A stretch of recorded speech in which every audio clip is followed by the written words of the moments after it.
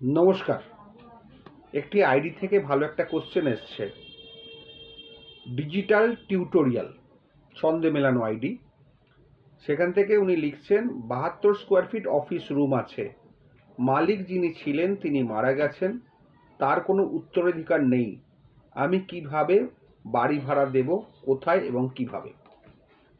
দেখুন, আপনার তো সোনায় সোহাগা, বাড়ি ভাড়াই যদি না থাকে, তার যদি কোনো ইয়ার্স না থাকে, তাহলে আপনার কিছু করার নেই।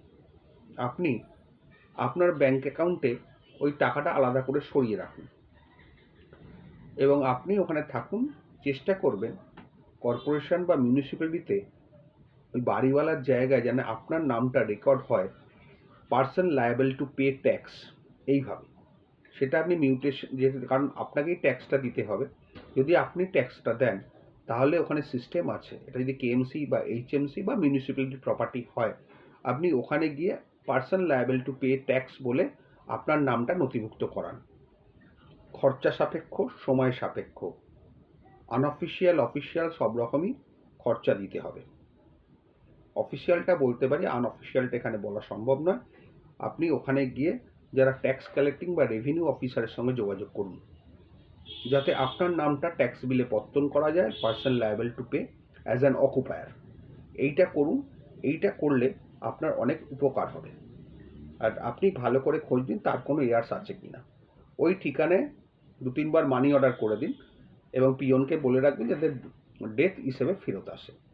তা ডেথ হিসেবে ফেরত এলে আপনার কোনো লায়াবিলিটি নেই, ওটা রেন্ট কন্ট্রোলও জমা করার দরকার নেই। একটা হচ্ছে অ্যাকাউন্ট আছে, সেটাকে ডাউট অ্যাকাউন্ট বা কিছু একটা বলে, কিন্তু সেখানে আপাতত জমা করার দরকার নেই। ওই অ্যাকাউন্টে জমা করে না করা একই ব্যাপার।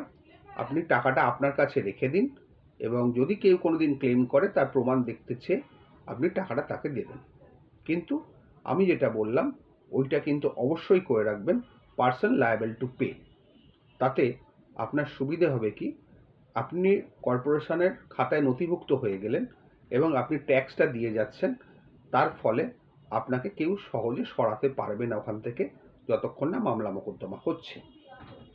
আর যদি কেউ আপনার এগেনস্টে দাবি করে যে ওই বাড়ির মালিক, তাহলে সেক্ষেত্রে ওনার এগেনস্টে আপনি টাইটেল স্যুট ফাইল করবেন যে ওনার কোনো রাইট টাইটেল ইন্টারেস্ট নেই, উনি আননেসেসারি দাবি করে যাচ্ছেন। সুতরাং আমি যে সাজেশনটা দিলাম সেটা মাথায় রাখবেন এবং এটাতেই আপনার উপকার হবে। আশা করি বুঝতে পারলেন। আরও যদি কোনো কোশ্চেন থাকে কমেন্ট বক্সে লিখবেন, আমি সময় করে উত্তর দেওয়ার চেষ্টা করব। ভালো থাকবেন।